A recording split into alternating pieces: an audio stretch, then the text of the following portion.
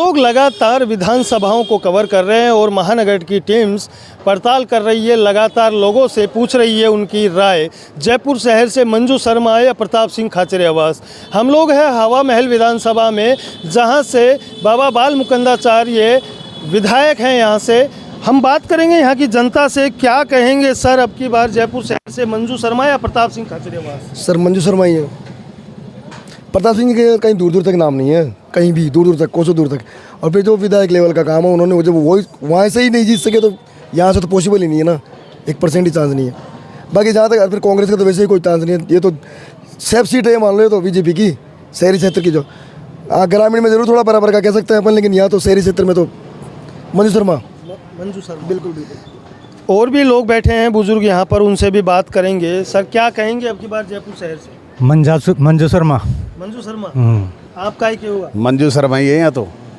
कुछ तो कारण होगा कि मंजू शर्मा। बीजेपी के हम तो शुरू से मोदी जी को दे रहे हैं हम तो।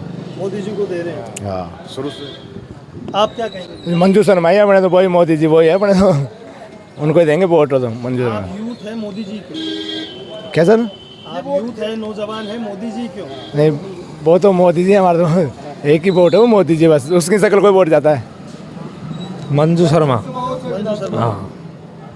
नहीं, मैं आपसे एक चीज़ और पूछना चाहूँगा। आप बार बार मोदी जी के लिए कह रहे हैं, तो मोदी जी क्यों? कारण क्या है? कांग्रेस क्यों नहीं?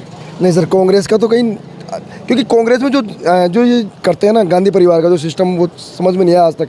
ना कुछ उन्होंने किया ना कुछ। तो अपने हिसाब से तो जहाँ तक मेरे को लगता है मोदी जी, राष्ट्रहित की बात करें तो राष्ट्रहित में मोदी जी का काम एक नंबर है आज तक। और आप ये मान लो, आज नेटवर्क में मान लो, रोड सड़कों के मामले में मान लो, आज भारत ये मान लो कि बहुत विकसित है देश, विकसित देश के कगारों में आने लग गया। तो ये मान लो कि जहाँ तक है मोदी जी अव्वल। इससे मैं लगातार बता रहा हूँ कि प्रधानमंत्री नरेंद्र मोदी जी की जो जन कल्याणकारी योजनाएं थी, वो कहीं न कहीं जनता के दिलों में छू गई है और हर कोई मोदी मोदी मोदी के नारे लगाता है। हम यहाँ एक दुकान पे भी आए हैं, भाई साहब से बात करेंगे थोड़ा सा कि सर अब की बार जयपुर शहर से क्या कहेंगे, मंजू शर्मा या प्रताप सिंह खाचरियावास? सर इसका आइडिया नहीं है मेरे को। फिर भी थोड़ा सा आपके दिल में तो होगा कुछ कि वोट कहाँ जाएगा? मंजू शर्मा। मंजू शर्मा। सर आप क्या कहेंगे? आइडिया नहीं है साहब अपने को तो इस मामले में। आप यूथ हो यार, आपको नहीं यूथ पता? है, लेकिन यूथ गवर्नमेंट यूथ की बात सुनती कहाँ है? अगर यूथ से आप अगर बात करना चाहते हो, मैं वही कह रहा हूँ, आप क्या कहना चाहेंगे, कांग्रेस या बीजेपी? कांग्रेस बीजेपी अपन तो दोनों के खिलाफ है। क्योंकि बात यह है, युवाओं के लिए दोनों ही पार्टियां कुछ नहीं कर पा रही है। अगर देखें बेरोजगारी की बात अगर करें तो आज हम BA MA करके भी देखो, आज किसानों के यहाँ पे पेपर लीक के लिए SIT का गठन करना ही सब कुछ नहीं है। जो मुजरिम थे, जिन्होंने पेपर से संबंधित इतना कुछ करवाया, उनको उनका नाम उजागर करें, उनको सामने लाए। SI की जो भर्ती हुई है, उस भर्ती के हम खुद शिकार बैठे हैं आज। अगर उस भर्ती के अगर शिकार ना होते तो आज इस जगह थोड़ी बैठे होते हम। आज हो सकता है SI की ट्रेनिंग कर रहे होते हम RBA में। तो उसमें किसकी गलती मानते हैं? किसकी गलती मानते हो? सरकार की गलती मानते हैं। सरकार कोई सी हो, चाहे BJP हो चाहे कांग्रेस हो, सरकारें ऐसा करती ही क्यों है? पहली बात तो, जब सरकार को पता था कि ये धांधली एक उच्च लेवल पे हो रही है, तो उसकी बात तो होनी चाहिए थी ना, वो मामला उठना तो चाहिए था ना पहले। अगर आप युवाओं की अगर बात जानना चाह रहे हो इस विषय में, तो होना तो चाहिए ना। तो युवाओं के दिल में कहीं न कहीं जो कसक है, वो उनकी जो बेरोज़गारी को लेकर अगर बात करें तो ये बिल्कुल बहुत तादाद में बढ़ती जा रही है, मगर युवा जो है कहीं न कहीं नाराज़ है। अब वो दोनों पार्टियों से इसलिए कि एक पार्टी कुछ कर नहीं रही है और एक पार्टी के राज्यकाल में यहाँ पर पेपर लीक जैसे प्रकरण हुए, जो कि 16 से 19 पेपर लीक हुए, जिसमें लाखों जो बेरोज़गार थे उनके भविष्य को अंधकार में डाल दिया गया। यहाँ पर लगातार हम और भी बात करना चाहेंगे लोगों से बाहर कि जो युवा है, युवा के प्रति अगर पार्टी कुछ करती है तो यहाँ पर कहीं न कहीं जो वोट बैंक जो युवाओं का हित का है, वो भी कहीं न कहीं समर्थन मिलेगा। हम यहाँ एक फूल माला बेच रहे हैं, उन भैया से बात करेंगे। सर आप फूल बेच रहे हैं, क्या कहेंगे जयपुर शहर से अब की बार? किस सिलसिले में सर? मंजू शर्मा या प्रताप सिंह खाचरियावास? मंजू शर्मा। मंजू शर्मा। अच्छा, मंजू शर्मा आनी चाहिए। आप क्या कहेंगे? मैं यहाँ से नहीं हूँ, जयपुर ग्रामीण से हूँ मैं। फिर भी आपको ग्रामीण से क्या लग रहा है, बीजेपी कांग्रेस? BJP है। बीजेपी। हाँ। वहाँ जाओ।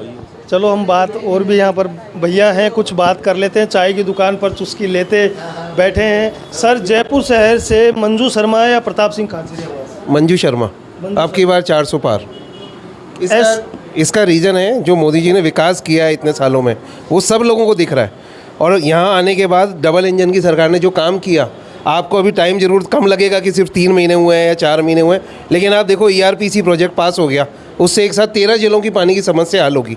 अब किसी टाइम में टाइम तो लगेगा कोई बड़ा काम करने के लिए, 4 या 5 साल का इन्होंने व्यू रखा है भजनलाल सरकार ने, लेकिन उसके बाद 13 जिलों की पानी की समस्या हल हो रही है। सबसे बड़ी दिक्कत ये होती है कि लोगों को पानी समय पे मिले, बिजली मिले। बिजली की यहाँ इतनी बड़ी प्रॉब्लम नहीं है। बिजली के लिए भी अभी गवर्नमेंट सोलर पावर और इसके लिए जितना प्रोडक्शन के लिए प्रोत्साहन दे रही है, आज मोदी जी ने कहा कि हमारा टारगेट 1 करोड़ घरों में सोलर प्लांट लगाने का है। उसका ये कारण था, उसके ऊपर 1.5 करोड़ लोगों ने अप्लाई कर दिया ऑलरेडी। अब आप ये सोचिए पूरे इंडिया में कितने लोगों तक सोलर प्लांट बनेगा, बिजली बनेगी। 1800 रुपये उनको हर महीने गवर्नमेंट देगी। कांग्रेस भी कहीं न कहीं अपने जो घोषणा पत्र है उन्होंने जारी कर दिया है, उसमें ये कह रही है कि हम इतना फ़ायदा देंगे जनता को। क्या फ़ायदा देगी? खजाना तो सारा खाली कर गए, कर्जा इतना पहुंचा दिया। आज गवर्नमेंट पे कितना कर्जा है आप ये बताइए। पिछले 4 साल में 3 गुना कर्जा ज़्यादा बढ़ा दिया। क्या काम कराया उन्होंने आप ये बताइए। सड़कों की हालत देखिए, काम क्या करा उन्होंने। तो आपके हिसाब से मंजू शर्मा 100% मंजू शर्मा। ये मोदी सरकार। आपकी बार मोदी सरकार 400 पार। यहाँ पर एक और है जिनसे भी बात कर लेते आपकी बार 400 पार। आपकी बार 400 पार डन। तो ये है कुछ कांग्रेस आएगी जी हाँ, हम तो कांग्रेस को देते आए वोट। क्या कहेंगे आप, कांग्रेस या बीजेपी? अब ये तो क्या पता, मुकद्दर है लोग कौन जीतेगा। आपको भी तो लग रहा होगा। नहीं, ऐसे कोई पता नहीं लगता है। मोदी आएगा 400 पार। कांग्रेस या बीजेपी अब की बार? बीजेपी आनी चाहिए। बीजेपी। अब की बार जयपुर शहर से कांग्रेस या बीजेपी? अब की बार कांग्रेस आएगी सर, कांग्रेस आएगी। कांग्रेस आएगी अब की बार तो। बीजेपी। कांग्रेस या BJP? Only for BJP. Only for BJP. बावजूद जयपुर शहर से अब की बार कांग्रेस या BJP? BJP BJP. BJP BJP. BJP. BJP. हाँ जी सर। सर अब की बार जयपुर शहर से कांग्रेस या बीजेपी? बीजेपी।